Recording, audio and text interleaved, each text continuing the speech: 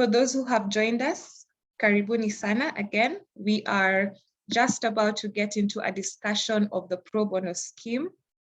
For the benefit of those who were not here earlier when we introduced this webinar, we are going to look at the pro bono scheme and have a good understanding of it.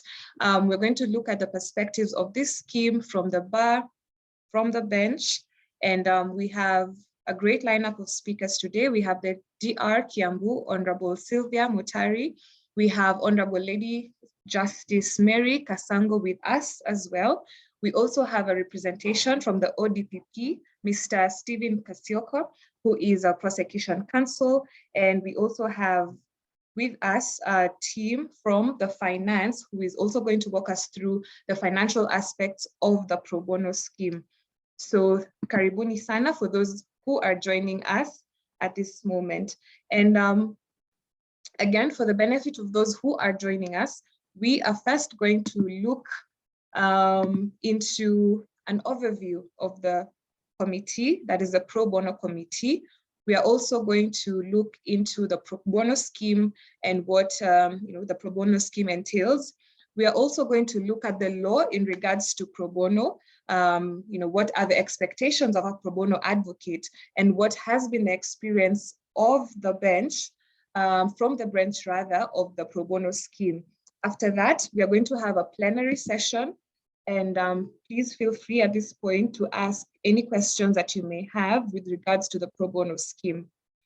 After that plenary session, we are going to have a brief look into the benefits and challenges of the pro bono scheme, and as well as look at the experience with the court, from the experience in court, from the perspective of the bar.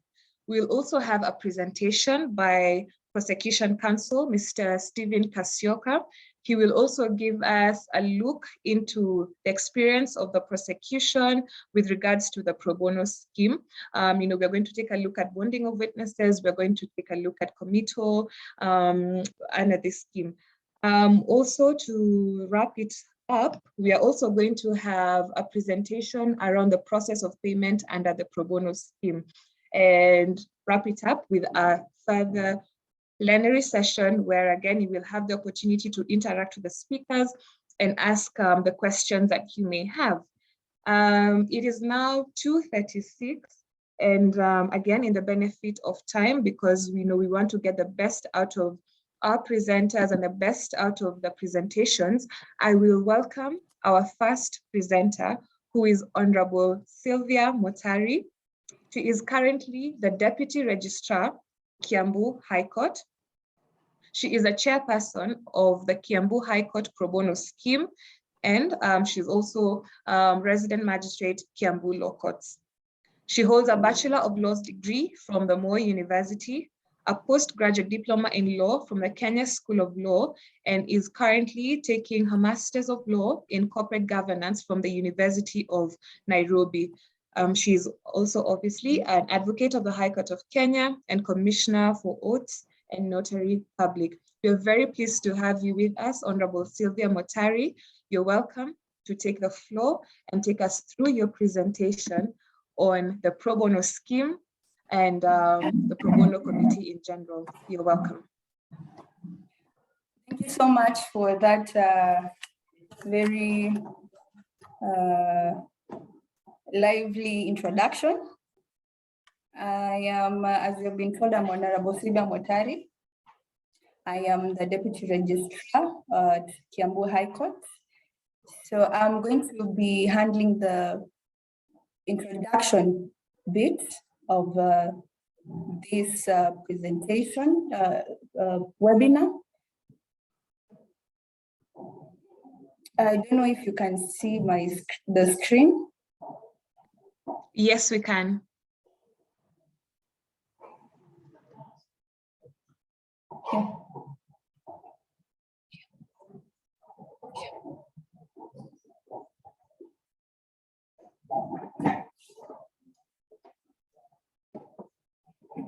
Okay.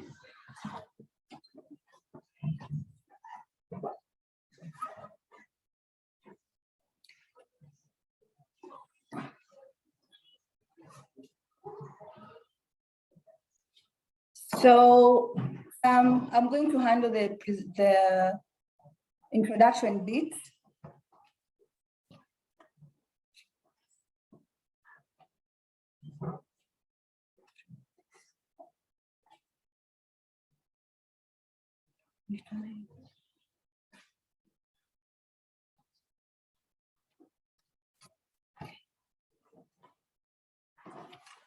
I will start with the definitions of what do we mean by pro bono? So we need to start from what we mean by pro bono. From the Wikipedia definition, pro bono is a Latin term that is in full, it's pro bono publico, which loosely means for the public good. And it's usually shortened as pro bono. And it means professional work undertaken voluntarily and without payment. Under the Black's Law Dictionary 11th edition, the word pro bono is defined as uncompensated, especially regarding free legal services performed for the indigent or for a public cause. So basically we mean you get an advocate and you don't pay the advocate, in simple terms. I will not go so much on the legal basis. It will be handled by the other presenters, but I thought it will be prudent that we mention at this stage that one of the laws that has made the issue of pro bono scheme to come about is Article 52H of the Constitution of Kenya, which provides that every accused person has the right to a fair trial, which includes the right to have an advocate assigned to the accused person by the state and at state expense if substantial injustice would otherwise result, and to be informed of this right promptly. So the Constitution, Article 52H, is one of the main reasons why the pro bono scheme has been introduced in the country. And we have the practice directions of 2016. That's the practice directions relating to pauper brief scheme and pro bono services, which were done by the retired Chief Justice Willie Mutunga in 2016, which guides the pro bono schemes. And under those directions, we see that pro bono services are supposed to be offered in capital offenses and cases of children in conflict with the law in the magistrate's court. The directions requires that each station, by each station, I mean each court station, to have a pro bono committee, which is the one that deals with the issues of pro bono services at the station's level. And this pro bono committee is supposed to have a number of members who are play a very key role in ensuring that pro bono services are offered at the stations. And the pro bono committee is chaired by either a registrar, a deputy registrar, head of station, who are either of them will chair the committee. The committee also has a court administrator as a member. We also have a representative from the Law Society of Kenya, and you can also two nominees from the court users committees. I'm aware if you've heard this term court users committee, it has become a very integral part in the running in the issues of justice in the courts. So the court users committees are included, and they are required to pick two nominees. The committee can have more members, but these are the crucial members who are in the committee. And the committee's mandate, as per the practice directions, is that they're supposed to be the ones who consider the applications that are made by advocates to join the pro bono scheme. So advocates, when they want to join, when they want to offer their services as pro bono advocates, they make an application and it is done to the pro bono committee. And then the committee is the one which allocates the pro bono briefs. It's the one that decides give this matter to this advocate. After that, the committee is also mandated to ensure to approve payments are made under the pro bono scheme. So these advocates who work under the pro bono scheme, they do get payments from the state, and that a payment is approved by the pro bono scheme. There is the issue of discharge of advocates under the scheme. One way this can happen is when a litigant or the family of the litigant who was appointed an advocate from the pro bono scheme, they decide to appoint a private advocate for the litigant. In that scenario, the pro bono advocate needs to be discharged. Also, there's the issue of probably an advocate has not been discharging their duties and it has reached a point where they are blacklisted from the pro bono scheme. So the pro bono committee also is mandated to do a discharge of the advocate under the scheme. So who can join the pro bono scheme? An advocate who has a current practice certificate is the one who can join the pro bono scheme. And how to join the pro bono scheme is by making an application to the committee. I will give an example of Cambo High Court because that's where I am currently the deputy registrar. We have made it easier by introducing an online application. And this can be found at the link that it's in the slides. And basically, let's see if I can be able to share the same so that be able to see.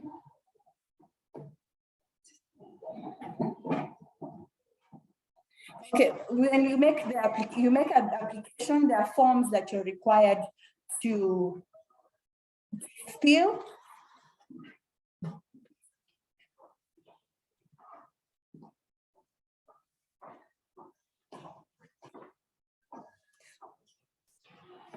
Okay, and the forms that are required, the various forms that are required under the pro bono scheme are in a document that you can be freely found online. It's called the Procedure for Processing of Pro Bono Fees. When an advocate is making an application to join the scheme, supposed to fill Form 1. I hope it can be seen at the screen, on my screen. It looks like that. So this is a mandatory form that needs to be filled. It contains the details of the advocate who is supposed to, who would like to join the scheme. And you will see, apart from the form, various stations have come up with their own ways of making the application. And for instance, for Cambo, we also require an advocate to make to do an application letter to show their interest of joining the scheme.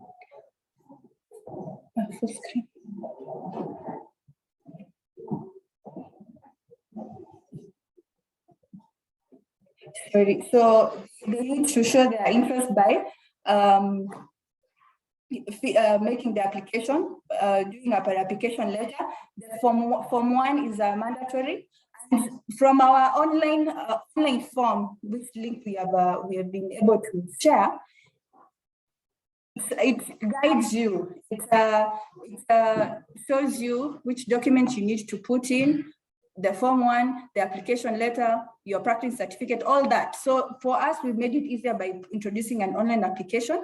And also now, after you've joined, of course, there's the issue of compensation. The compensation in total, according to the practice direction, is 30,000 per matter.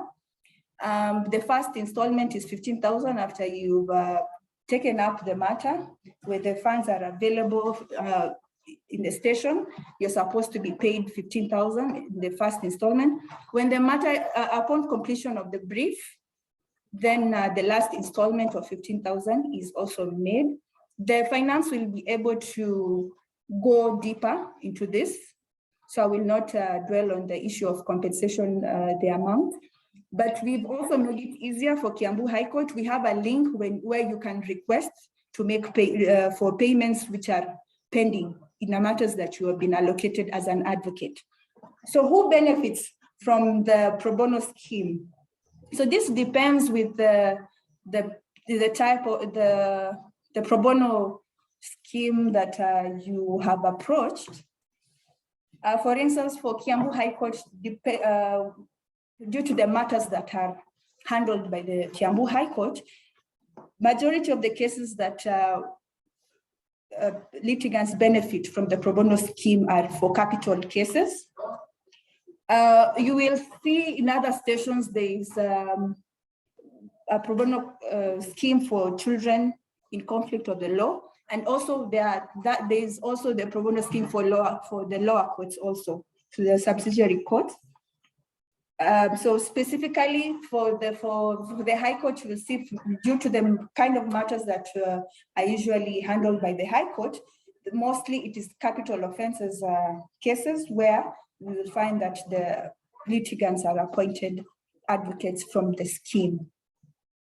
Also, the purpose of the pro bono scheme, as I had already mentioned, one of the purposes was to give effect to Article 50 of the Constitution, where it requires an advocate to be assigned to an accused person by the state and at the state's expense if substantial injustice will otherwise result.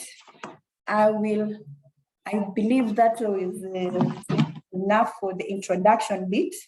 Thank you so much for listening to my presentation, and I hope we'll continue to pay attention, and then we can be able to get more information from the other presenters.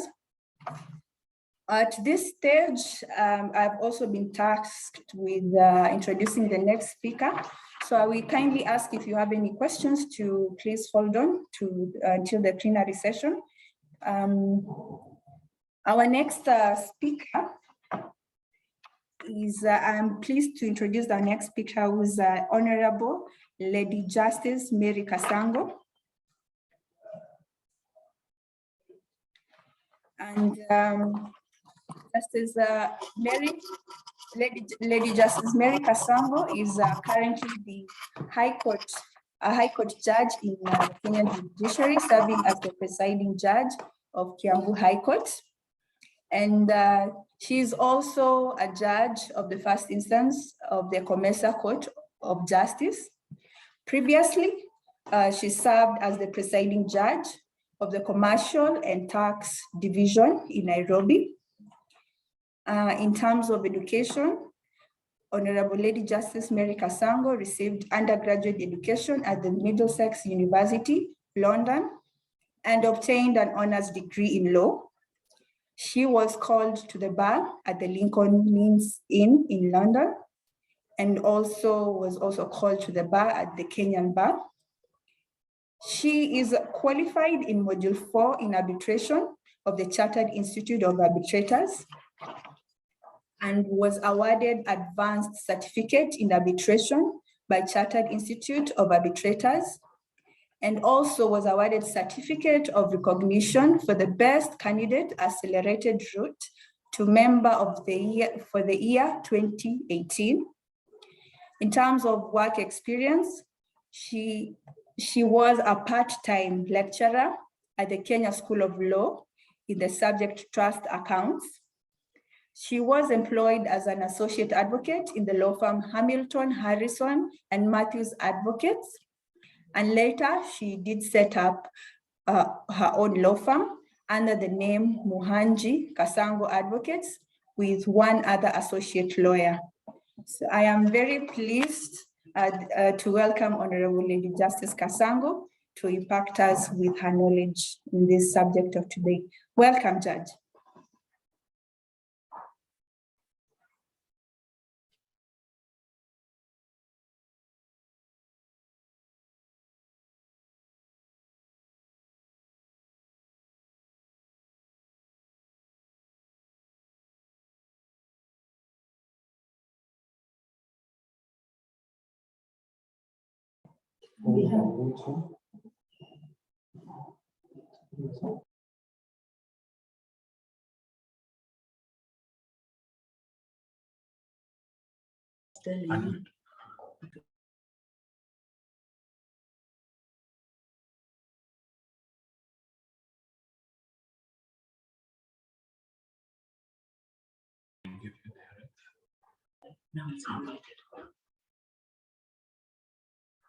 I'm sorry about that. I was unable to unmute myself, but I have been assisted, and now I'm unmuted. Yeah, I count it an honor to be with you this afternoon, this inaugural webinar on pro bono. And thank you, Honorable Sylvia, for having conceived together with your committee that we should have this webinar. I think it's a good thing for Cambo law courts. You're taking us to other heights that we have not been, and we thank you. My task is to consider the law regarding pro bono scheme in Kenya. And you may find that as I speak to us, I will probably repeat some of what Honorable Sylvia has said. The repetition is just to show the importance of the law that we rely on when we consider pro bono. Well, when you consider pro bono services, you cannot fail to consider the constitutional provision about pro bono, which says that all of us should have access to justice. And the appropriate article to consider is Article 48 of the Constitution. And if I may quote, it says that the state shall ensure access to justice for all persons, and if any fee is required, it shall be reasonable and shall not impede access to justice. That article recognizes the right to access to justice for all of us. We also need to consider Article 50, which I will also quote and say every accused person has a right to fair trial, which includes the right to have an advocate assigned to the accused person by the state and at state expense if substantial injustice would otherwise result, and to be informed of this right promptly. I came across a case which I believe it is of interest of us as we consider this constitutional provision. Is a case of Joseph Kiema Philip versus Republic, a 2019 EKLR. And the quote which I considered of use to us is, it says, and I quote, "The right to legal representation is founded upon well-known principles, doctrines, and concepts which include access to justice, right to fair trial, the rule of law, and equality before the law. Therefore, legal representation is a fundamental constitutional dictate envisaged under Article 50 of the Constitution of Kenya 2010, end of quote." Honorable Sylvia has delved into the Gazette notice of 370, numbers 370, dated 20th of January 2016, and indeed it was a Gazette notice of the retired then Chief Justice William Tunga. And I will consider some of the directions that were given by the Honorable Chief Justice then, And the rules that he enunciated were on pauper brief scheme and bono services. And if I repeat what Honorable Sylvia has said, I believe it is okay, because that's why we're here this afternoon, to consider about pro bono services. And I was surprised when I read the Gazette notice, because it shows that the Court of Appeal, the High Court, the Magistrates Court. Well, I knew about the High Court and the Magistrates Court. I somehow guessed maybe in the Court of Appeal, but I didn't think the Supreme Court. And that's a good thing. But that's what the Honorable the Chief Justice then did, Gazette. And as the Honorable Sylvia has said, they are offered for capital cases and cases of children in conflict with the law in the Magistrates Court. The purpose for which the directions were given is to enhance the accountability and provide a clear framework of the entry and exit of the scheme of advocates, who are to apply to be part of the scheme. And I'm happy to hear that the Pro Bono Committee of Cambo High Court has actually dealt with this issue of admission of lawyers, and even giving online links for admission. I think it is something to be admired, and thank you for that. Pro bono are given to individual advocates and not to law firms. That's what the Gazette notice says. The advocate who is appointed by the state would be discharged if their client was to engage another lawyer. He cannot be on pro bono, and he continues to have another lawyer. They must be discharged. And the Gazette notice also requires all stations to form a pro bono committee, which we have, and which is chaired by our Honorable Deputy Registrar. If the Deputy Registrar wasn't there, the Gazette notice says that it ought to be chaired by the head of station. And the membership of that committee are set out there. The committee is supposed, as it gives allocation to work to advocates, to evaluate against the pending pro bono work of such an advocate, how much load they have. And the fees, as you have been told before, is in total 30,000, but the committee breaks it up as it has been shown, 15,000 initially and 15,000 afterwards. The registrars of the respective courts are supposed to keep a register, and I'm happy to hear that we have such in Cambo courts. The other legal provisions we need to consider in regard to pro bono services is the Legal Aid Act, number 6 of 2016. And what is important to note about this act is that the legal aid can be provided for indigent persons, as well as a child, refugee, victim of human trafficking, or internally displaced persons, or stateless person, to assist them access justice through the legal aid. That act established a national legal aid services, whose functions, amongst others, was to establish and administer the national legal aid scheme. I hope one of us has had interaction with this legal aid act, because mine is very academic. I have not encountered anybody who has. But that act, under section 29, it established a legal aid fund, which was to have monies allocated by Parliament. It's also empowered to accept gifts.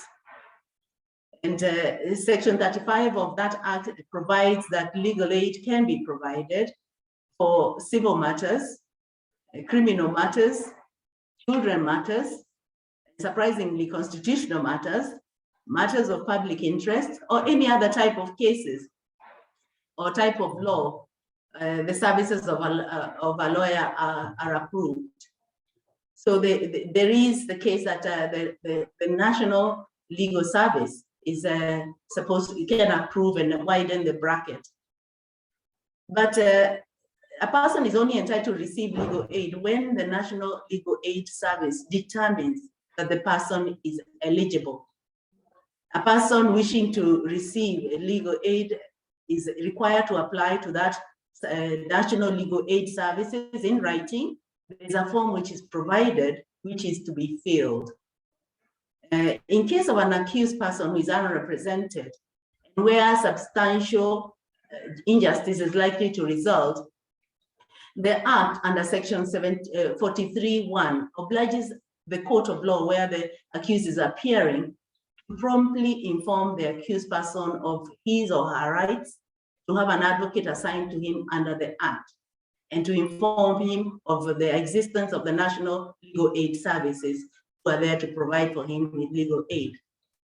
The service, however, retains the absolute discretion, as I have stated before, on whether to grant or not to grant such an accused person legal aid. Allow me to go on to consider what we expect of a pro bono advocate. I begin by stating that advocates have an obligation to serve the indigent litigant. This obligation stems from the fact that you'll all agree is that advocates are the only ones who can represent such a person. If you bring a doctor to represent somebody in court, they'll not do the same job as you would do or I would do as a legally trained person. Though I outlined above the constitutional requirements that all should have legal access to justice, and for an accused person to have a fair trial, the reality on the ground is not reflective of those constitutional provisions. As I stated before, the National Council of Legal Aid Services retains that discretion to determine who qualifies for legal aid. The Act does not elucidate on the criteria the service uses to make the determination on who qualifies for legal aid. It follows that a sizable part of the population do not get legal representation when they require it. That is where pro bono legal aid services fill the gap, in my view. Pro bono services are based on recognition that there are people who, due to their life status in life, are unable to access legal representation. There is therefore a large gap of legal service market between those that can afford an advocate and those who cannot. I'm sure I need not tell you that there are those in our society who live hand to mouth. There are those, particularly in the urban area, and we have known of this, who trek daily to the industrial area looking for casual employment. And if they are lucky to get some employment, the meager pay they receive is insufficient to meet their basic needs. And yet, I believe there are those who, though they are not living in abject poverty, their earnings are only sufficient to meet their basic living expenses. I guess what I'm trying to communicate to us here is that it is important for those who are endowed with legal training to offer pro bono legal services to those who cannot afford. Pro bono is defined as Honorable Sylvia has told us in the Black Law Dictionary. It is indeed to represent those who are indigent. It is supposed to be for public cause. The object of this webinar, as I understand it, is to encourage more advocates, particularly in Cambo County, to provide pro bono legal services. It is the hope of Cambo Law Court, that pro bono and the pro bono committee, that after this webinar, more advocates will volunteer and be willing to give their time and expertise to support the vulnerable people of society. Indulge me, I ask, by allowing me to quote from the Bible, the book of Proverbs, which says, as a reason to, and I want to use this as a reason to encourage us to take pro bono services. And if I can quote from that verse, it says, speak up for those who cannot speak for themselves. the rights of all who are destitute. Speak up and judge fairly. Defend the rights of the poor and needy. So that's a burden we bear, those of us who are trained in legal, in law. Undoubtedly, none of us would wish that our society should continue, which I believe it largely has, to be where the amount of money one has determines the kind of trial one gets. I need not tell you where if a famous person or a politician is arrested, we see 10 and even in excess of 10 lawyers, all representing that single one person. And that should not be. As a society and as people who are endowed with knowledge, we should hold up the rights of those who do not have, as we do with those who do have money. Even though the Pro Bono Committee would urge all advocates to undertake pro bono work, it is important to note that rules of professional conduct equally apply to pro bono setting. If an advocate lacks the time and resource to pursue a client's case with reasonable diligence, he or she is obliged to decline a pro bono brief, just as he or she would decline any other brief. Similarly, the requirement of an advocate who accepts a brief should have the competence to act for the client, whether under pro bono services or otherwise, or be willing to acquire the competence. If an advocate determines there would be conflict of interest, they should disclose it to the Pro Bono Committee and decline such a brief. Indeed, an advocate offering pro bono services to an indigent client has the same ethical obligation as a paying client.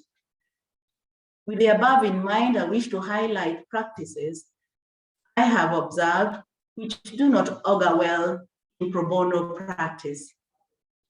An advocate who agrees to be included in the register of advocates offering pro bono legal services very well knows that they are paid by the judiciary a maximum of Kenya shillings 30,000. More than once, I have received complaints from accused persons requesting of a change of advocate because the one acting for them is insisting on being paid by the accused for the services. In other words, an advocate demands payment from their indigent client on top of the payment they receive from the judiciary. It has also been reported by some accused persons that such advocates, if not paid fees by the accused, obstruct the progress of the trial, sometimes by absenting themselves because of non-payment of fees by the client. On my part, if such information is brought to my attention and I'm able to confirm its veracity, I'm more inclined to request the Pro Bono Committee to blacklist such an advocate. The other complaint I have received from accused person is that their appointed advocate under the Pro Bono scheme do not obtain their instructions before commencing trial. When I receive such complaints, I do wonder what defense such an advocate would be advancing when the trial begins. Such practice is indeed very unprofessional. Advocates should treat pro bono cases with the same dedication and professionalism as they do with a paying client. The fact an advocate is handling pro bono case does not diminish the standard of care of the client's case. There are those who, amongst the advocates, who offer pro bono services for accused persons who I'd wish to celebrate. And I feel tempted to clap my hands for them at this moment. They clearly seem to know the accused defense, and it becomes obvious through the trial as they conduct the defense. They attend the court when they are required. When they are, for one reason or another, unable to attend court, they alert ODPP and the court registry. And that forewarning ensures witnesses are not unnecessarily produced by the investigating officer when their evidence will not be received by the court. When the Pro Bono Committee appoints an advocate to act, such an advocate is requested to sign an undertaking, which are contained in a letter of appointment. I wonder how many of you learned counsels read those undertakings before signing thereafter. For all our benefits, I will read those undertakings so that at the end of this webinar, each advocate will rededicate themselves to the same. And I begin by saying that those undertakings that you give to us when you take a matter is that you first of all undertake that you're an advocate of the High Court and you hold a valid practicing certificate.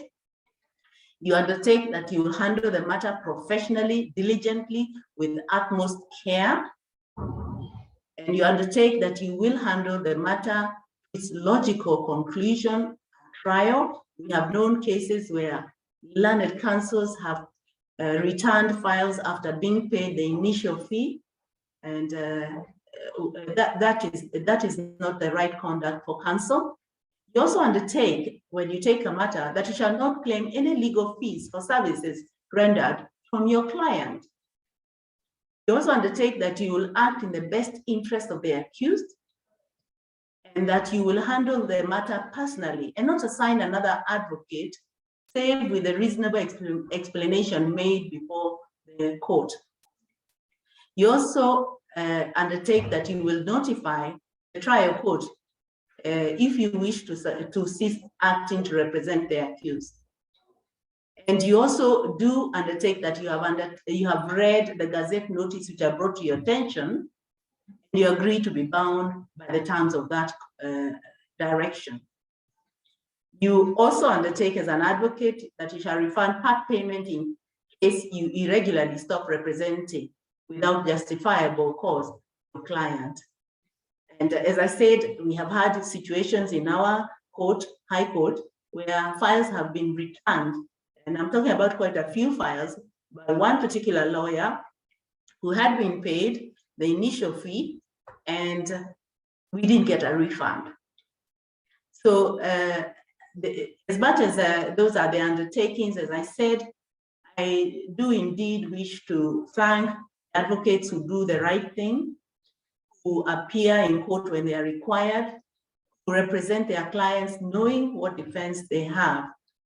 I had a learned counsel this morning in my online hearing. And at the time, and I will not mention her name because I don't want to embarrass her, at the time when she was online, she told me she was in an industrial area visiting another client. And with respect to the client who the file was before me, the learned counsel and I had agreed that we needed to get a medical report from Mathare Hospital because we don't quite know what to do with that particular client. The advocate told me of an incident that she took her client to Mathare Hospital. And she was therefore able to relate to me the difficulty of getting the medical report, that I needed to direct my order to the doctor who attends to the client. And I believe those are cases, and there are many, incidentally, which are to be celebrated of the good that the lawyers are doing. And they indeed, they overshadow those that do the wrongs, the few wrongs that I have talked about. That is what I have for us. And thank you very much.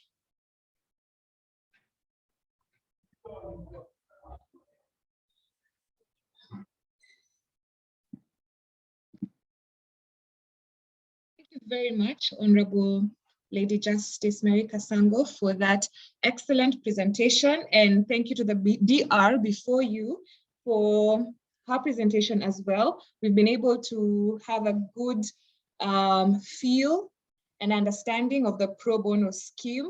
We've also been able to understand the legal provisions and the legal foundation for the pro bono scheme. So thank you very much.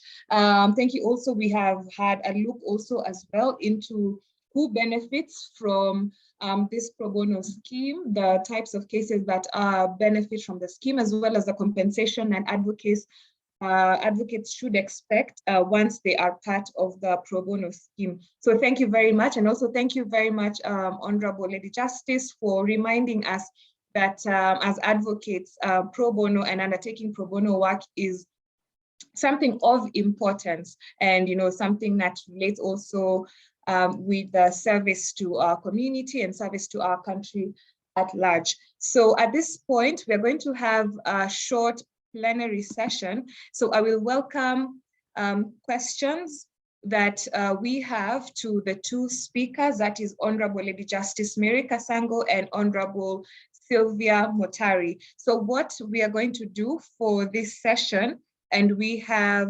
around 15 minutes for that. So just raise your hand if you have a question. I'll be able to see it and point at you and welcome you to ask the question.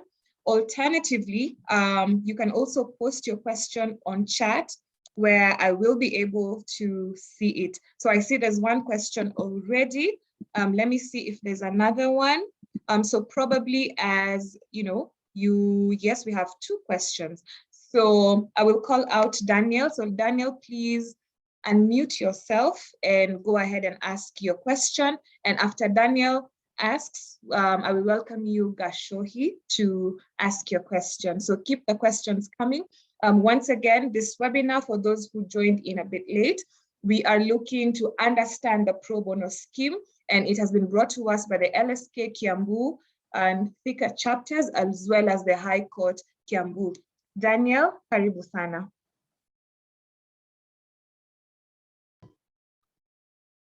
Good afternoon. I hope you can hear me clearly.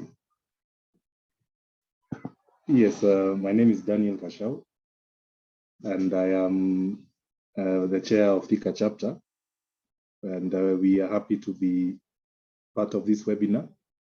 And thank you to the organizers and the people who have made this possible. And good afternoon, all of us who are joined. I see there are 56 members on board. Thank you, Judge Kasango, for taking the time to give your insights to this.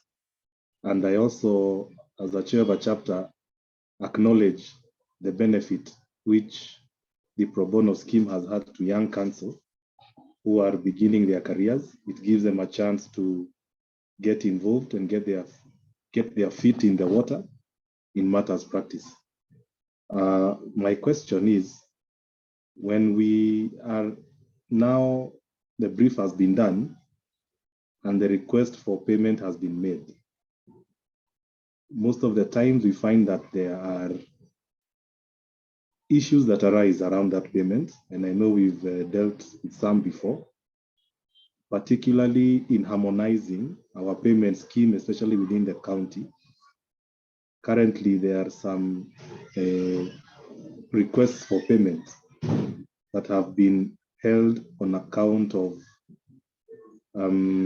what I would call a requirement by the paying authority that the advocate provide their practicing certificate, despite them having already paid for it and showed a receipt for the same. So my question is, we understand the need to demonstrate that the advocate is competent and properly licensed to conduct or to give the service.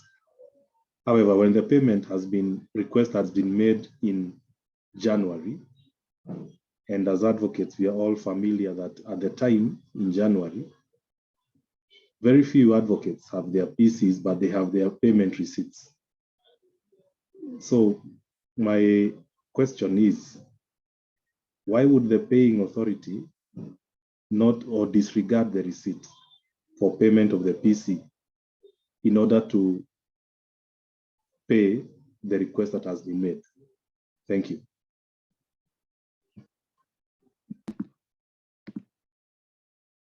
Thank you for your question, Daniel, our representative chairperson, karibu sana. We will take the question from Gashohi next. And as Gashohi is coming to ask his question, we have a question from Jackie. Thank you, Jackie, for the question. So Jackie asks, what happens when the accused person you are representing escapes remand or dies? Is the pro bono lawyer still entitled to full fees? So probably Honorable Sylvia, you can take that question. But in the meantime, Gashohi, please, you're welcome to ask your question. Thank you so much. My question is more on the legal environment. I don't know if the same was addressed. I joined a bit late. There is a requirement in the Legal Aid Act that practitioners or law firms who are offering pro bono services register with NLAS. And I think that from personal experience, a few, especially of the younger cadre of advocates who really want to offer pro bono time, but are reluctant to do so because of the requirement to register with NLAS when we are already registered and regulated by LSK. So I just want to know, is it a mandatory requirement that firms offering pro bono service register with NLAS, or is it just something that is more of a suggested thing to do so that people are able to have a pool of data? Because that then would help in terms of moving forward. Thank you. Thank you for the question. Do we have a final question so that we can take all of them at once? So at the moment we do not. So let me welcome Honorable Lady Justice. You can take, all questions, or one or two of them, and then after you, we'll welcome Honorable Sylvia to also chip in. Thank you. Thank you, Chair. I believe the issues of payment are probably well dealt with by the Honorable Deputy Registrar. Let me address myself to Gashohi's question. Gashohi, I think we need to consider that there is the legal aid which is regulated by the Legal Aid Act, and there is the pro bono which is undertaken under the judiciary. And because you joined us late, there's a legal notice and legal direction that was given by the retired Chief Justice Willie Mutunga, which are the cases that can be covered by the pro bono. So the requirements that you talk about, I believe, would be under the Legal Aid Act. And my interaction with the Act is that the National Legal Aid Services has absolute discretion on all these matters to deal with probably those who will be offering the services and those who will be given the legal aid. As I said when I was giving my paper, my interaction with the Act is very academic because I have not come across those who have applied for legal aid under the Legal Aid Act and to know their experiences. All I know is that the Act is there, and the mandate to decide on who and which cases are to be aided by the legal aid is left to the National Legal Aid Services, a body which I'm not quite sure how it's formed. So Gashohi, I'm sorry, I am not able to answer that question. I'm hoping that somebody else who has interacted with the Act and the legal aid itself would be able to give you an answer as to why you are not able to offer services.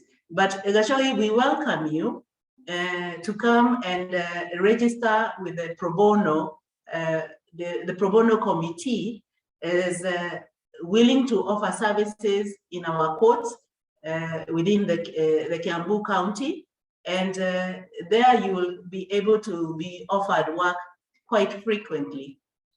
Thank you, Chair. I'll leave the rest to Honorable Sylvia because they touch on payment, and Honorable Sylvia, I think you're well better placed than I am. Absolutely. Thank you very much, Honorable Judge. Let me welcome Honorable Sylvia to take the two questions with regards to, yes, the payment. Thank you. Okay.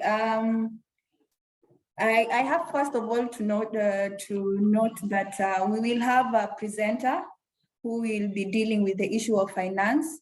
I understand that is one of the main issues that advocates usually have. So we ensured that we have someone from headquarters, finance, to address all your issues. So I will address as much as I can, but just hold on. There will be a presenter who will in detail tackle the issue of payments. So first of all, I have to note that the pro bono matters under the scheme are not given to firms, they're given to individual advocates. And there's the issue of receipt for the practicing certificates. I will note that on the application side, the pro bono committees, we normally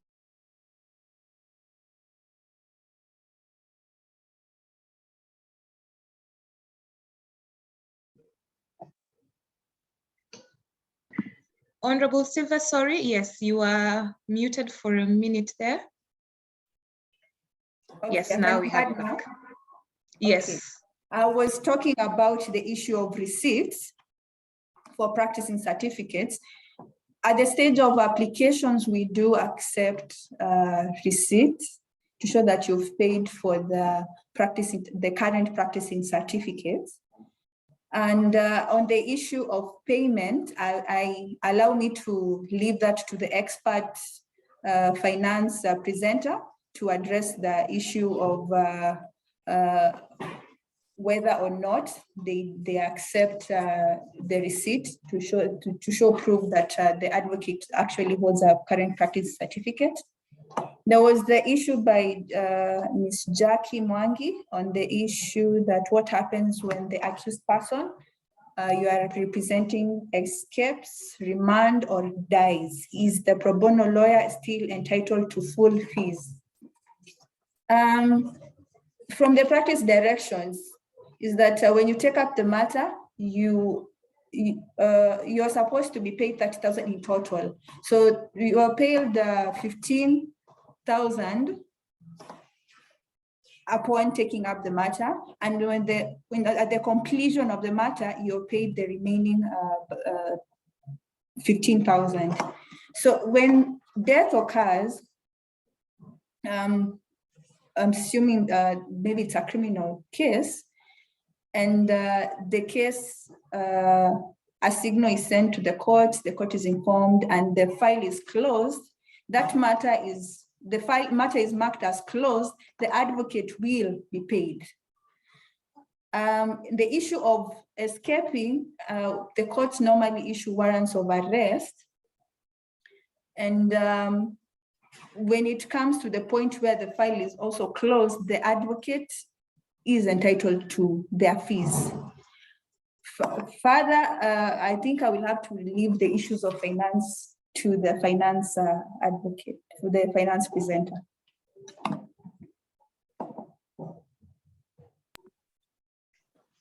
Thank you very much, Honorable Sylvia, for responding to those questions.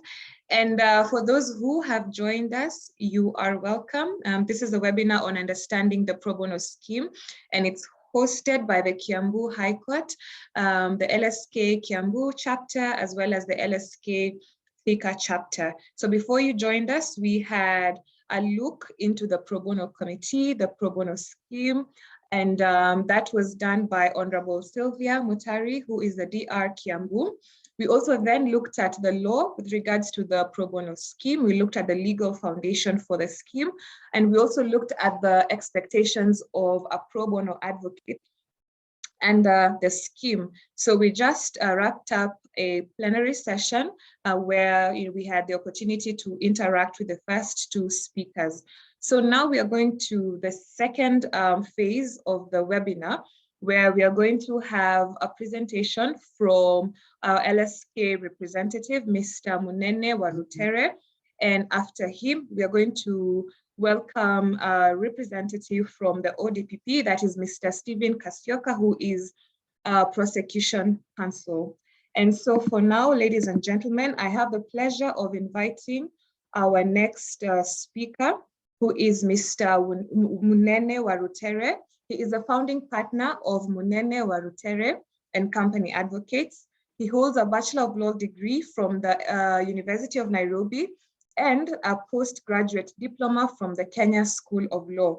He is an advocate of the High Court of Kenya, a commissioner for oaths and notary public. Mr. Warutere served as the Secretary General of the Law Society of Kenya, Kiambu chapter from 2017 to 2020. He is also the outgoing Kiambu County representative at the LSK Nairobi branch, having held the post for 2 years from 2020 to 2022. He is also a member of the Kiambu County Pro Bono Committee and has taken up a number of pro bono cases in the county since 2016. So welcome, Mr. Munene Warutere, and he will be giving us a view of the benefits and challenges of the pro bono scheme, and also that experience in court with regards to, the pro bono scheme from a bar perspective. Karibu sana, Mr. Munene Warutere. Thank you so much, Ms. Wakesho. Yes, to the judge, presiding judge, Kiambu High Court, Lady Justice Mary Kasango, the Honorable DR, Honorable Sylvia Motary, Chair of Kiambu Pro Bono Committee. To our Chair, Kiambu Chapter, Mrs. Fundi, and the Chair, Thika Chapter, Mr. Gashau, and Mr. Stephen Bugwa, who is the incoming Kiambu rep, and members of the Pro Bono Committee, my colleagues, good afternoon. My name is Munene Warutere. As you've heard from the introduction, I'm the representative of LSK at the Kiambu Pro Bono Scheme Committee, together with Steve Mbugwa, who is joining us here online. I'd like to go straight away to my presentation. Let me share the screen.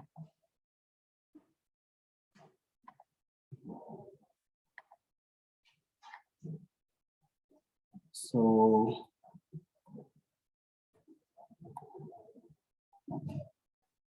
yes, I'll start with the introduction. Pro bono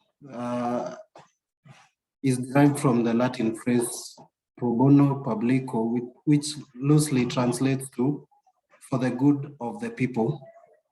Pro bono basically is legal services performed for free or at a subsidized fee for the general public good. Like in our case, you see there's a subsidized fee for advocates. When we look at the legal statutes on pro bono matters and the pro bono committee, we look at the Constitution, Article 161 2A and 165 6. We have the Articles 52 and 52H as discussed by our presiding judge. Section 10 of the Judicature Act, Order 33 and 44 of Civil Procedure Act, and now the Gazette Notice number 370, the practice directions relating to pauper briefs scheme and pro bono services. These ones were established on 20th January 2016 by the retired Chief Justice Willie Mutunga. So the role of the LSK representative in the pro bono committee, when you look at the practice directions number 6, it establishes the role of the LSK representative. That direction number 6 also states that all court stations in Kenya shall form pro bono committees, which shall be shared by the registrar or the DR or head of station.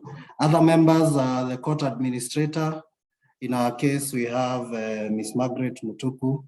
We have a representative from the Law Society of Kenya and 2 nominees from the CUC. In our case, we have in charge Nairobi Remand, Mr. Ojwang. We also have a county coordinator DCS, Ms. Rose Barine. The representative from LSK is part of the team that allocates pro bono briefs So this includes confirming that advocates applying for the scheme have taken out their PCs for the year. Not only the PCs, because we understand sometimes the PCs might delay, we also check that that particular advocate has paid for their PC. So we do approve advocates based on those receipts of payment for PCs for that year. Under practice direction number 3, the committee is also tasked with enhancing accountability, providing a clear framework of entry and exit to the scheme. And this committee has set out a detailed framework. Every committee is supposed to set out a detailed framework for the scheme so that these standards are upheld. This includes, as discussed by Adir, consideration of ending applications and by absentee advocates in some cases. Some of the challenges, of course, as was mentioned by the chair of Thika chapter, Mr. Gashau, is the delayed payment of the initial pro bono fees. The other challenge we have is meeting clients who are in remand. Another challenge is making copies of the documentary evidence for our clients. Other challenge, withholding tax, that one will be discussed by in charge finance. And also you'll understand that pro bono can take up a lot of your time, pro bono matters. So private law firms who offer these pro bono services have sometimes limited time. So some of the solutions as a committee we can discuss. There is a list of unpaid advocates that has been approved by the committee, and the funds will be released very soon. On the issues of copies of documentary evidence, the DPP has been kind enough to provide copies to advocates on the committal bundles to be relied upon in such cases. Also, we are glad that the prison services have provided links through which advocates can communicate with their clients, so that instead of going to the remand or the prison, you can always join your client online.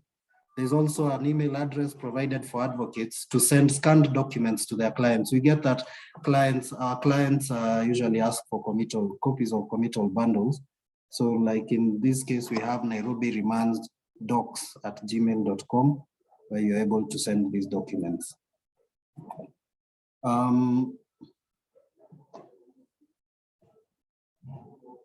Sorry, just a minute. So I'll talk about the advantages of joining the pro bono scheme as a defense counsel. Representing members of the public who are unable to maneuver the legal system because they lack the proper legal representation. The other advantage is enhancing equal access to justice, as you've seen in the Constitution.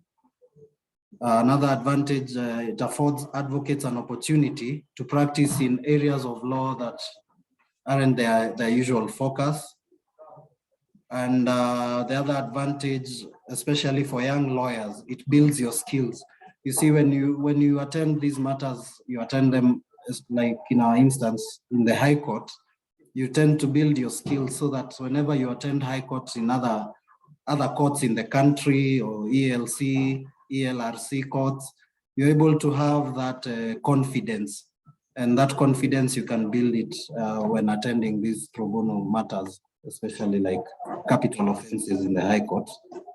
It also enhances your firm's reputation, especially if you're a young advocate, you've opened your own law firm, you don't have so many files, you can always join the pro bono scheme, practice.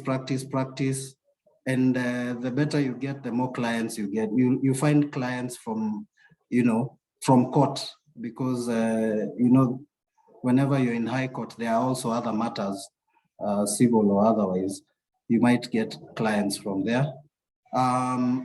Also, helping the public leaves you re-energized and recommitted to the law.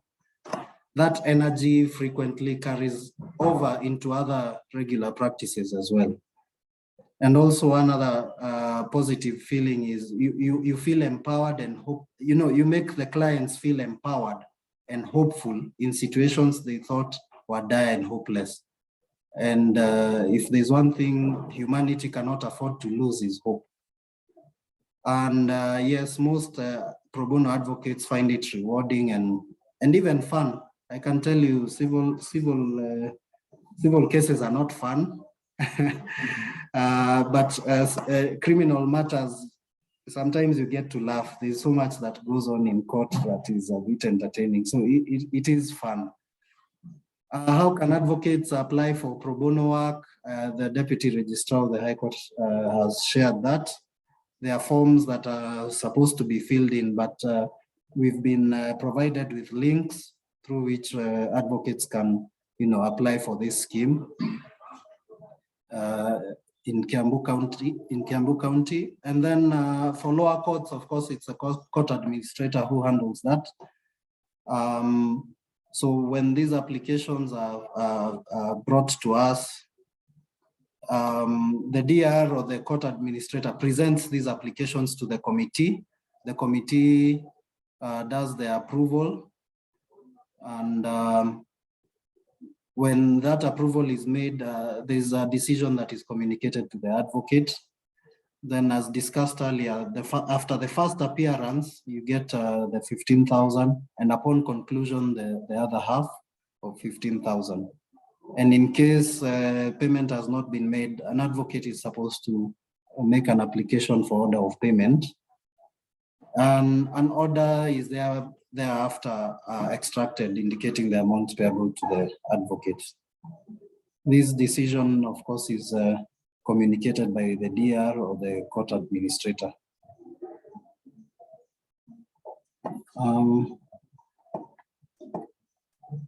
I think that marks the end of my presentation, but I would like to say that, as you've heard from the judge, quoting the Bible, that let us always speak up for those who can't speak up for themselves. This pro bono scheme involves a lot of commitment.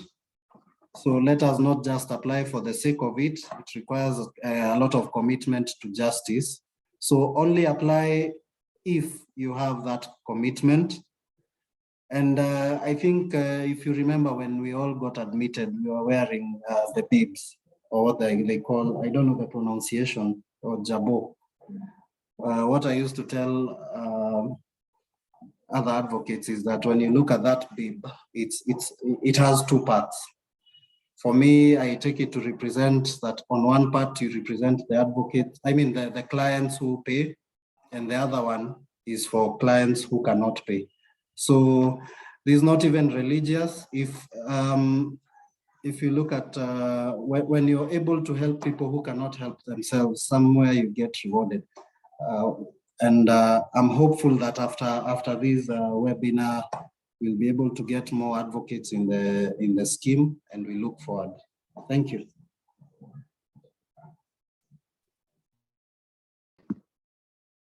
Thank you, Advocate Waratere, for that excellent presentation. And I'm sure that at the end of the webinar, we'll be making the form available for those of us who want to formally join the pro bono scheme. So thank you very much.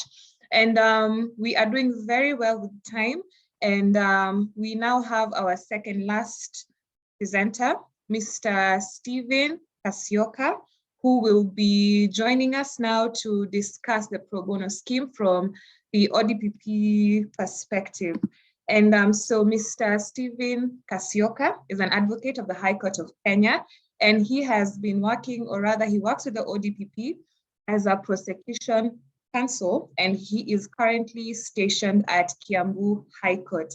So welcome, Mr. Casioka. We look forward to listening to the experience of the court or in court with regards to the pro bono scheme, from your perspective as a prosecution counsel. You're welcome. Thank you, Akesho. As you have heard, my name is Casioka Stephen, a prosecution counsel, Kiambu, currently stationed at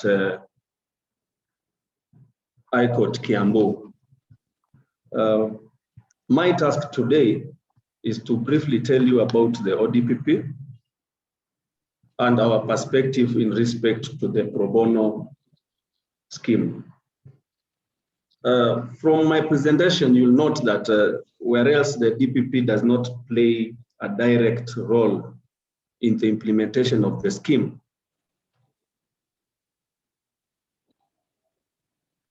we do have a role to play to ensure its success.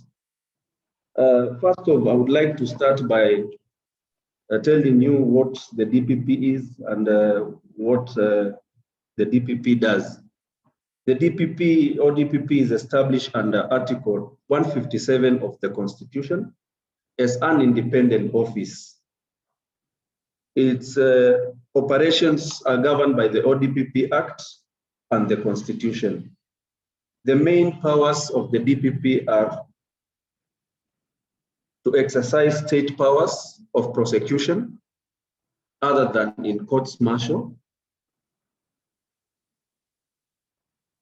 The ODPP also has power to direct the Inspector General of Police to investigate where there are allegations of an offense. It should be noted that in exercising these powers, the DPP shall not be under the direction of anyone or authority. I would also like for you to note that we only have one DPP who delegates powers to us as Prosecution Counsel. What is prosecution? Prosecution is the institution and conducting of proceedings against someone in respect of any offense, and includes extradition proceedings and any appeal, revision, or other proceedings related thereto. This definition is found under Section 2 of the ODPP Act. There is a case, a recent case from the Supreme Court, that is Supreme Court's petition number 14 of 2020, where the parties are the DPP versus Barnabas, Okemo, and 4 others, where the Supreme Court indicated or held that the DPP has the sole power to commence extradition proceedings and that the AG has only a ministerial role. Powers and functions of the Prosecution Counsel. Appointed by the DPP, as earlier stated, we exercise the prosecutorial powers and undertake any prosecution under the director's special or general instructions. The main function of the Prosecution Counsel in the trial process is to ensure that justice is done by presenting all the evidence to assist the court to come to an informed and educated conclusion.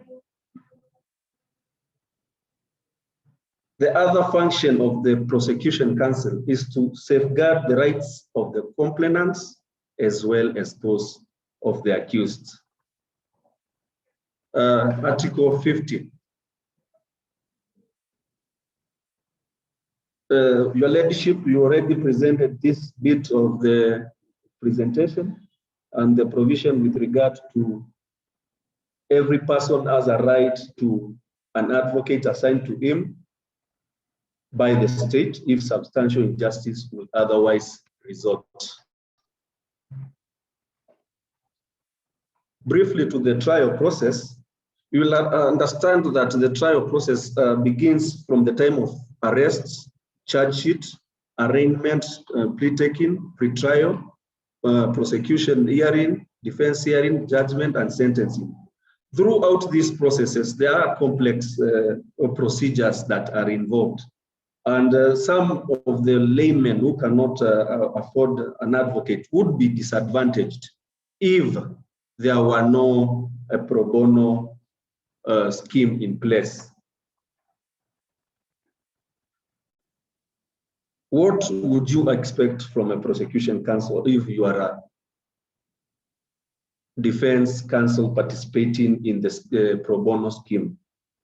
First off, would ensure the prosecutor ensures that the defense counsel participating is supplied with the committal bundle. What is a committal bundle? The committal bundle is the witness statements and all the documentary evidence that the DPP, or rather the prosecution, will be relying on during the hearing of its case. A relevant case here is a Court of Appeal, Criminal Appeal number 116 of 2007. That is Thomas Gilbert Cholmondeley versus Republic. This duty, where the court stated that it is the duty of the prosecution to supply the defense with the committal bundle. And this duty is continuous through the trial process. What do I mean by continuous through the trial process? You'll find that whenever a counsel takes up a matter, we supply initial statements, documents, but there are some documents that are still not in our hands, such as, for example, results from DNA tests, results from analysis, whereby these come during the trial. We are obligated to supply them when and if they become available, even during the trial process. The other thing that the defense should expect from prosecution counsel is that should expect that witnesses to a case should be bonded and they attend court for purposes of the matter proceeding. As some of you whom have interacted with know me, if I'm unable to proceed with the matter for lack of witnesses, I will usually ensure that we call counsel in advance so that counsel doesn't travel to court unnecessarily, waste his time and expenses.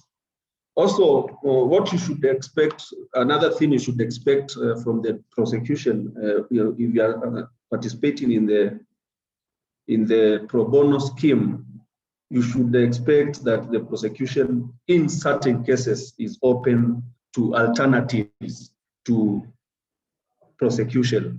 And these may not be known to the litigants whom you are representing. Therefore, it is your duty to also reach out to prosecution to see whether these alternatives to prosecution are available.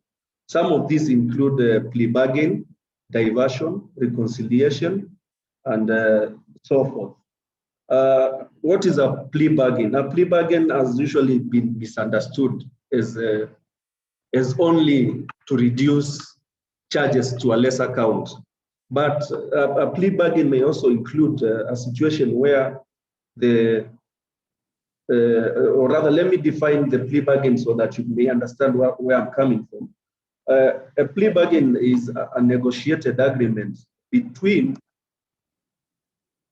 an accused person or persons and the prosecutor, where the accused person agrees to plead guilty for an offense in exchange for an agreement by the prosecutor to drop one or more charges, reduce the charge to a less serious offense, or recommend a certain sentence to the judicial officer. Not all cases are open to plea bargain, such as sexual offenses, terrorism, treason, war crime, genocide, etc. This may not be open for plea bargain. Then we have diversion. Diversion is the resolving of criminal cases without resorting to the full judicial process. For example, a case involving a child in conflict with the law. Such a case would recommend alternative counseling,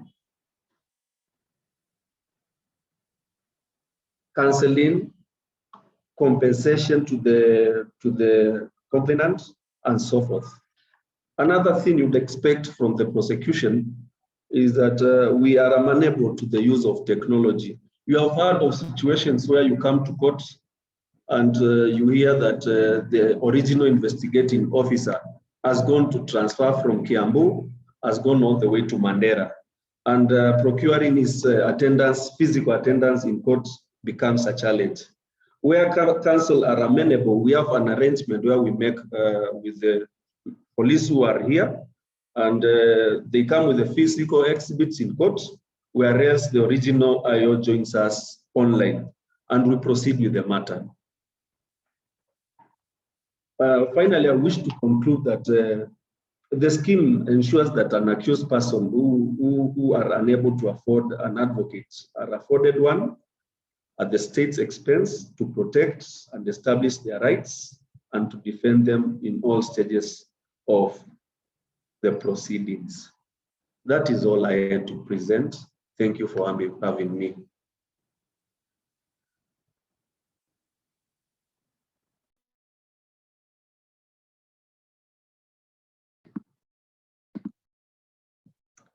Thank you for that presentation, Mr. Casioka. And we have benefited from the presentation. We now understand the duties of the Prosecution Counsel and what to expect from you. So we have now come to Money Matters, and we have a presenter who will now take us through, as I've said, the finance aspect of the scheme. Again, if there are those of us who have just joined us, we have had a conversation around understanding the scheme. We have been able to also discuss the legal foundations for the pro bono scheme. We've also looked at the experiences of, the prosecution, the bar, and the bench with regards to the scheme. And now we have a presenter who will now take us through matters finance. So the next presenter is Faith Kimani, CPA. She is a finance officer, the Directorate of Finance at the Supreme Court building. She has an MBA and a bachelor's in finance and accounts, as well as qualified certified public accountant. So I welcome CPA Faith Kimani to take us through the process of payment under the pro bono scheme. Also have a discussion around, tax, withholding tax. So without taking more of her time, let me welcome Faith Kimani for her presentation. And after she wraps up, we are going to have a Q&A session. I know you have a number of questions to ask the presenters. Karibu sana, Faith. Thank you. Kesho. First of all, I must commend Kiambu Law Courts for having such a forum, engaging the various stakeholders on matters pro bono. It's quite impressive. Money matters. I'll begin by basing the judiciary pro bono scheme is based on the previously shared Gazette notice, number 370. I think various presenters have mentioned on Gazette notice 370, 2016, where the previous CJ gave, Emeritus Mutunga. And from there on, we had internal memos, which were sent to all court stations as guidelines to the stations based on that Gazette notice. So we have an internal memo, CRJ memo of 2016, which was done immediately after CJ Mutunga gazetted pro bono practice directions. We also have administrative guidelines, which were issued last year, 2021, by the chief registrar to the station. The second one, the administrative guidelines, basically they were built on the previous memo, which was the 2016 memo.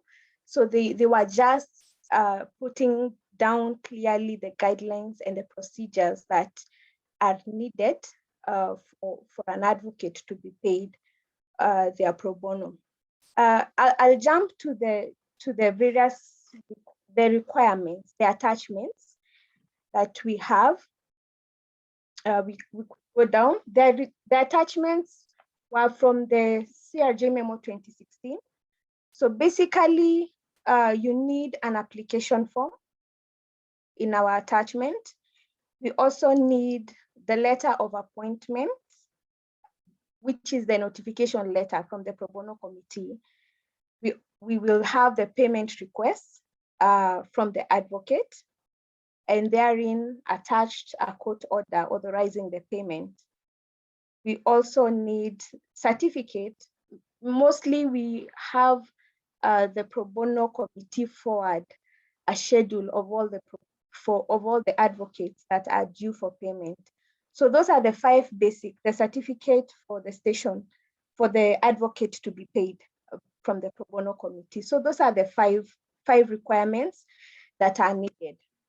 Now, from the Gazette notice, you may notice that the Chief Justice indicated that all the pro bono matters must be handled centrally at the Chief Registrar's office. So what happens currently, at the beginning of the budgeting process for the judiciary, money is set aside. It's set aside for the pro bono matters. So we have 2 registrars. We have the Registrar High Court and we have the Registrar Magistrate Court. And money is apportioned, funds are apportioned to each of these registrars in a certain proportion that will now handle matters pro bono for that year. So depending on the court, like now we are talking of Cambo, the DR will frequently forward a schedule of all the advocates that need to be paid.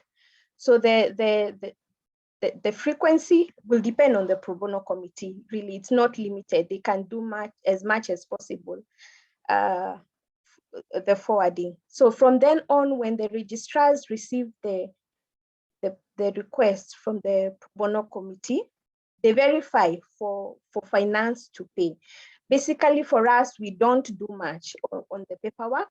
We just receive the advice from the registrars to send the various AIEs to the different station. Like now, if Kiambu has requested for pro bono payment worth 1 million, the registrar will go through it, verify that all the attachments are there.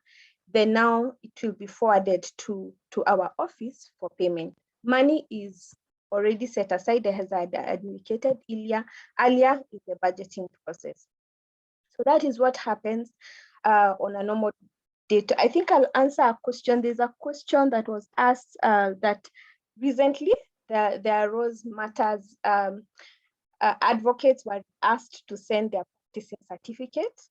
That matter has been cleared, and I know they are aware that one has not happened before for them to attach. It's not a requirement. It's not in the 5 requirements that I have read, and that matter was cleared and the payment will proceed.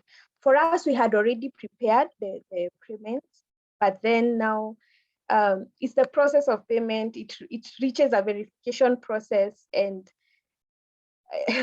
an office asked for the practicing certificate, but the various registrars cleared it up, and they indicated that at the station level, even as Honorable Motary has explained, at the station level, they look at the practicing certificate, they look at the number, they look at the initial process. So for us, at the headquarters, it's not in our purview to ask for the practicing certificate. And apologies for that delay that was caused by that misunderstanding from one of our verification offices. So that is basically what happens. Matters withholding tax. Right now, pro bono is deemed as professional fees or legal fees, which is charged 5% withholding tax on the gross amount. We realize and recognize that really that amount is it's quite low for the tax to be applied on it. But then KRA actually demands us to do it. We are considered as withholding tax agents, and if judiciary does not withhold that 5% tax, we are the ones who they normally come after, because you're already appointed as the withholding tax agent. So I think for me, from such a forum, I'm happy to have such a forum. For me, I would look at it that we need to have an outcome of this forum and recommendations. Either this amount be reviewed up, 30,000. We've had instances in court stations, for example, where they don't have many advocates locally, available. So some really travel far, and getting pro bono advocates for such stations has been very hard, because the amount that is being paid, expenditure that the advocates incurs, all those matters really come in play, and you find most advocates declining the pro bono request. So I think one of the recommendations we could really have is to have the amount reviewed upwards, and if not, even in the NCAJ, where we have all the key players, we have the judiciary, we have the LSK, we have, KRA could be involved. It's discussed, and can this be dropped and be considered an exempt, for, so that the amount is actually able to do something to cater something for the lawyers and advocates. But that is the position right now. For judiciary, we are just considered as the withholding tax agents, and if we do not withhold, we normally pay from our end if we don't withhold from the advocates. So those are the money issues. Basically, I don't have any other, unless we get questions so that we can discuss further. Thank you.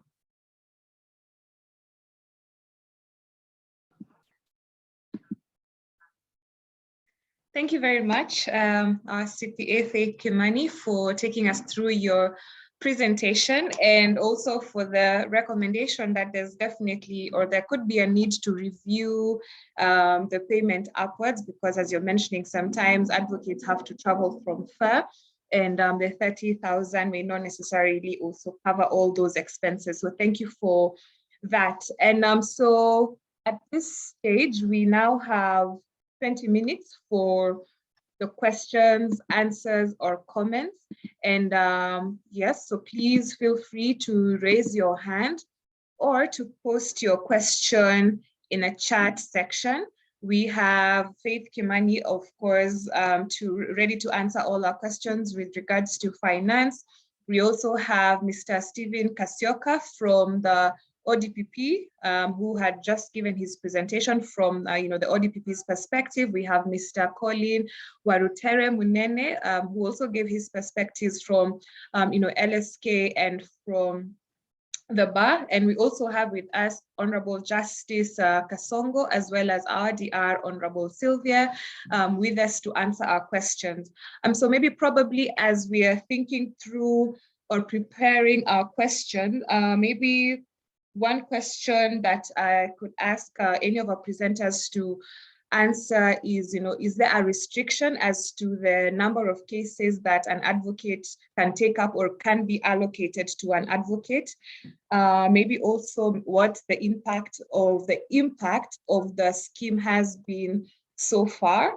Maybe also give us insight as to whether people, advocates are actually coming out to take up these cases, or probably maybe like the uptake of the scheme has not been so well. So maybe just to start us off, we could have any of you answer those questions, but please feel free to raise your hand. I will see your hand and I will call you out to respond to the questions, or to ask a question. So we have Honorable Sylvia Motary, karibu. Thank you. On the issue of whether there's a restriction of the number of the cases, the directions we have from the practice directions that most of us, the presenters who we have referred to, we are directed as the Pro Bono committee to consider the workload an advocate has. So we have a register of the advocates who are in the Pro Bono scheme. So when we are allocating matters as the Pro Bono committee, we look at how many matters you have.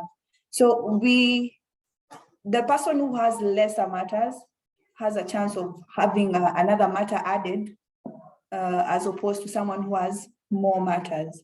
So let's say you have no matters yet allocated, you are more likely to be the next person to be allocated matters than someone who has, let's say, 20 matters already allocated to them. I think that's what I can say on the issue of whether there's restriction on the number of matters someone has.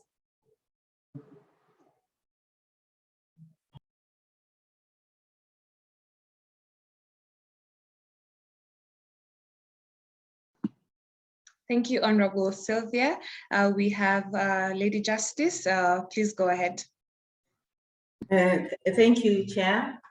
The impact of the scheme, the little that I've had since I've been into this court, even though I said that there were a few cases here and there where there wasn't faithfulness in attending to matters, is that really it does have an impact. And some of you will know that I've handled murder trials, and because of the advocate who was there, I was able to deliver a judgment and even acquit, because I was able to see that really the prosecution evidence does not suffice for a conviction. And that probably would not have happened if such an accused person was acting in person and was unable to ask the questions that the counsels were able to ask. So for me, I say that it has a tremendous impact. It is to be encouraged, as I said, as I was speaking to us, is that we're hoping after this webinar that we shall truly have more lawyers offering to take up the pro bono work, because we went to college, we learned the law, we're the ones who can help these who cannot help themselves. Thank you. Thank you for that and for confirming that indeed there is an impact of the scheme, Honorable Lady Justice. We have two questions. I see our chair has his hand up. Chair, please go ahead and ask your question. And as you're asking that question, we also have a question on the chat from Kevin Muriuki. So good afternoon, Kevin. He asks, can a station allocate more than one matter to an advocate despite the advocate not completing a matter previously allocated? So can a station allocate more than one matter to an advocate despite that advocate not completing a matter previously allocated? So Honorable Sylvia, you will come and answer this after Daniel asks his question. Daniel, take the floor. Thank you to our moderator. You are doing a great job. And also thank you to all of us who have presented. Mr. Warutere, Mr. Casioka, and our lady in the finance department. First, I would like to confirm that indeed, in matters which Mr. Casioka is involved and is not ready to proceed, indeed, he will call you and advise you of his predicament, and that is well appreciated. Now, my question is thank you, Colin, for the time you have taken to engage with the committee and the input that you have made. My question now is in two parts. Maybe I'll ask our Lady Justice to also comment on this. From the perspective of our finance department, we appreciate your input and the position that maybe KRA will cause you to be at. But I'd also wish to request if you'd maybe make a circular to the fellow accounts people in the various court stations so they can appreciate the perspective and probably how do we advise them to go about the issue of withholding tax. I appreciate that what is created is a list of advocates to be paid, and probably, though we have raised this before on other meetings for pro bono, maybe you have not had the benefit of your experience and your input. Our various tax people just create the list of payments to be made against the accounts of others to be paid, and then they do a lump sum withholding of the total amount. They remit the same to KRA, but the individual advocate who has received a payment does not receive their individual withholding tax certificate. And that's where the problems begin. Maybe from your position, you can do that. We can give direction on that. My second question is now to our judge.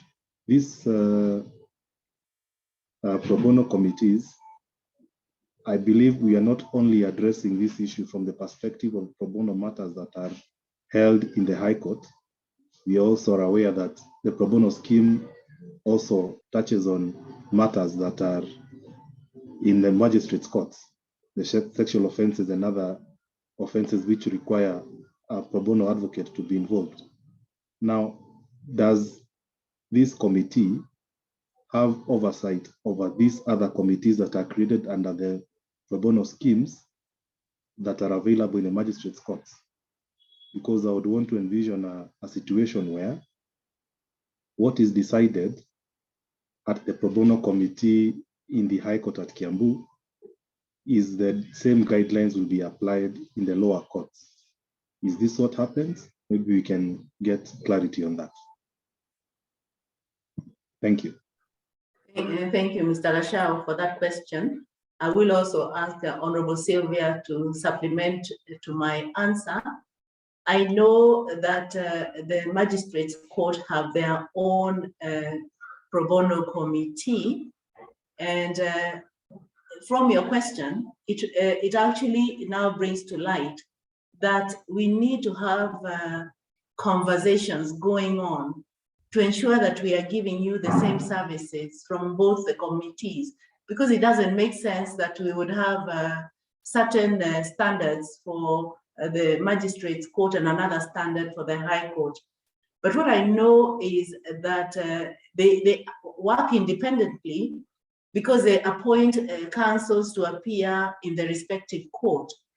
But apart from that, I imagine that anything else to do with the running of the pro bono scheme ought to mirror each other.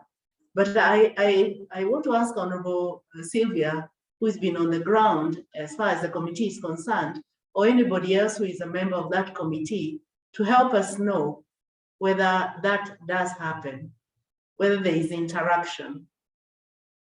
Thank you, Mr. Gashao.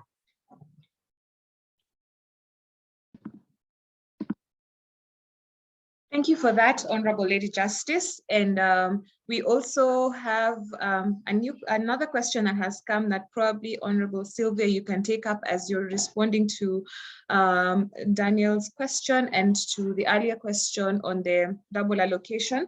So yeah, the question is from Evelyn, and she asks, how many advocates have registered for the pro bono scheme from Kiambu Court? You're welcome, our DR, to take up those two questions.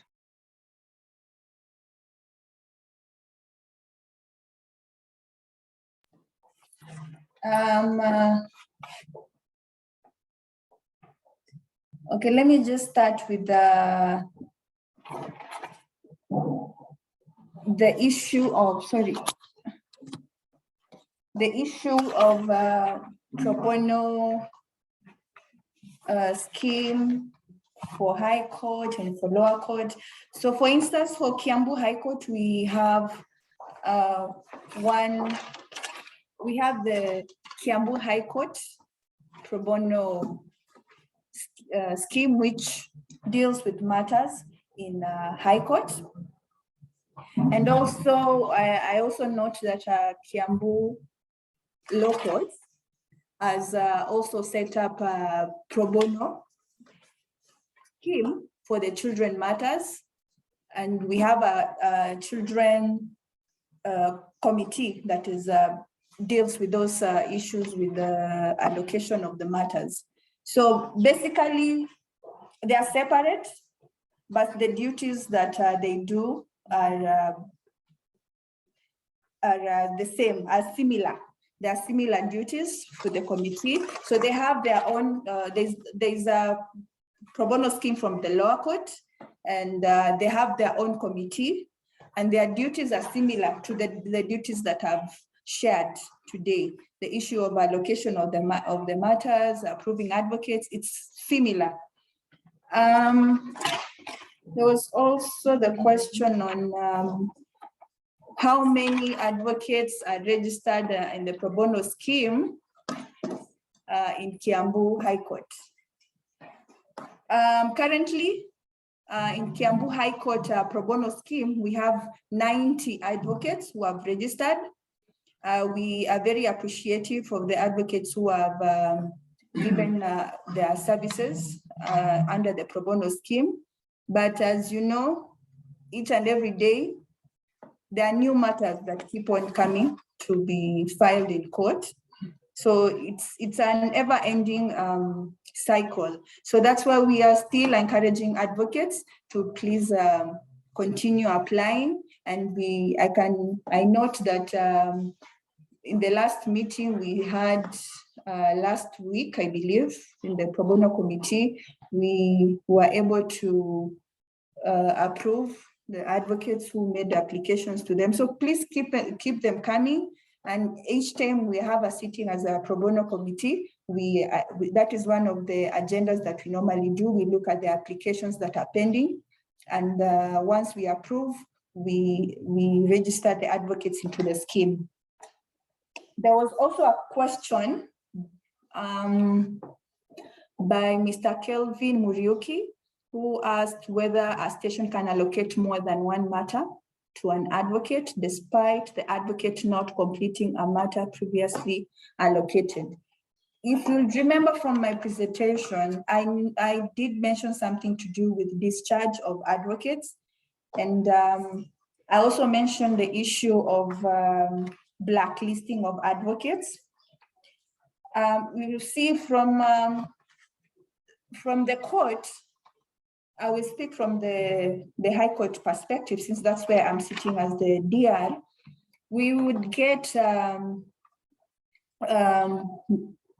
notifications from the judge because the judge is the one who's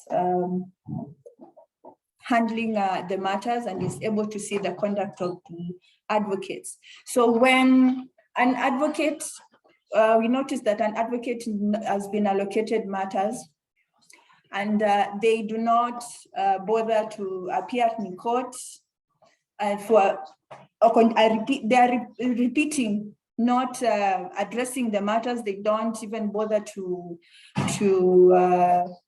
contact their clients. The judge will recommend that we blacklist the advocate. And as a committee, we've tried to come up with ways of looking into the issue of blacklisting, so that if we see that this advocate is actually not helping the scheme, we are allowed to do the blacklisting.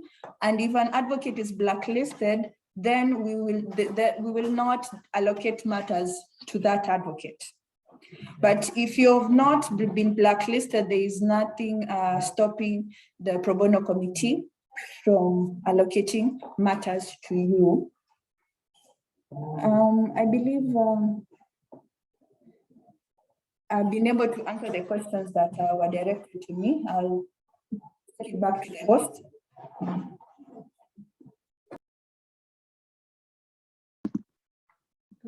Thank you very much, our DR, for responding to those questions.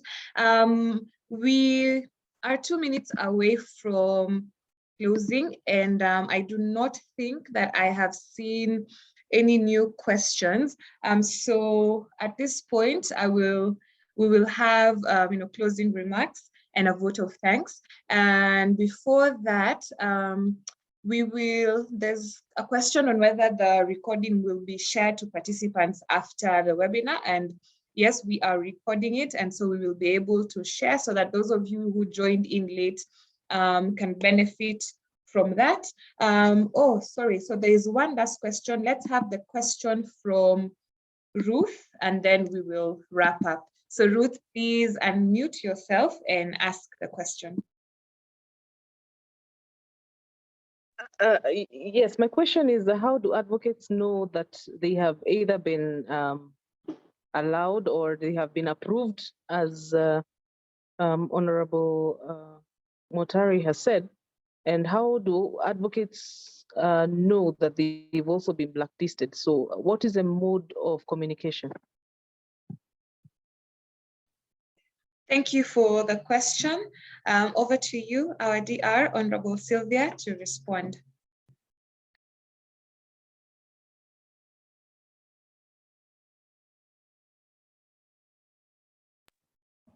Okay, so the issue of blacklisting and also appointment, we notified the advocates, and where in the issue of blacklisting, the matter is actually allocated to another advocate, and they continue with the matter. So the communication is usually done directly to the advocates.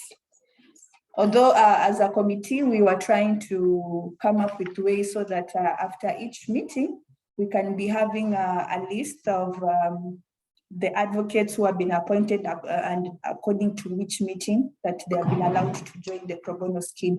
But as of now, the practice at Kiambu High Court is that we notify the advocates, the specific advocates.